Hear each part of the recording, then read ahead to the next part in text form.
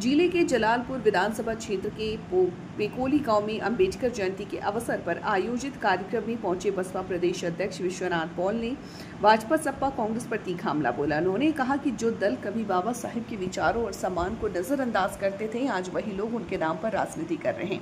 विश्वनाथ पाल ने आरोप लगाते हुए कहा कि इन पार्टियों के लिए अंबेडकर जयंती सिर्फ एक औपचारिकता और दिखावा बनकर रह गया है, सिर्फ नाटक है, जबकि बहुजन समाज के असली मुद्दे आज भी अनदेखे हैं।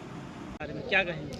निश्चित है कि परम पूज्य बाबा साहब डॉक्टर भीमराव अंबेडकर जी हमारे ऐसे महापुरुष हैं कि जिनकी जयंती उत्तर प्रदेश में नहीं, भारत में नहीं, पूरे विश्व में मनाई जा रही है। और इनकी जयंती एक दिन नहीं मनाई जाती, महीनों मनाई जाती है।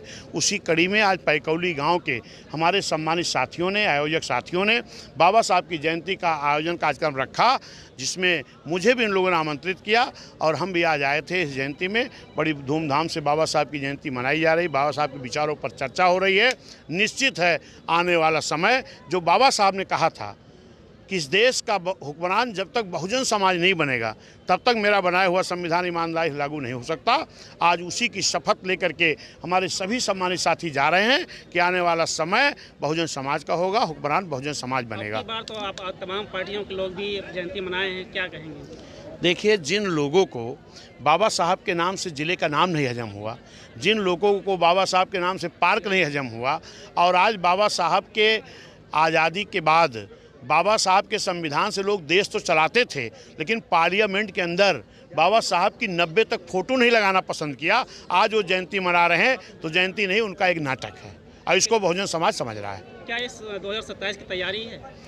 निश्चित है, बहुजन समाज पार्टी तो हमेशा तैयार रहती। चुनाव नज़दीक है तो हम लोग जो कुछ भी करेंगे वो निश्चित है कि 27 की तैयारी के लिए कर रहे हैं। बहुजन समाज पार्टी अकेले दम पे चुनाव लड़ेगी या किसी साथ? नहीं, बहुजन समाज पार्टी अकेले दम पर नहीं लड़ेगी, अपने जनता के गठबंधन के बल पर लड़ेगी।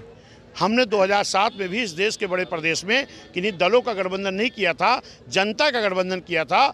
और जनता के भरोसे इस बड़े प्रदेश में, इस देश के बड़े प्रदेश में 2007 में भी पूर्ण बहुमत की सरकार हमारी बन चुकी है।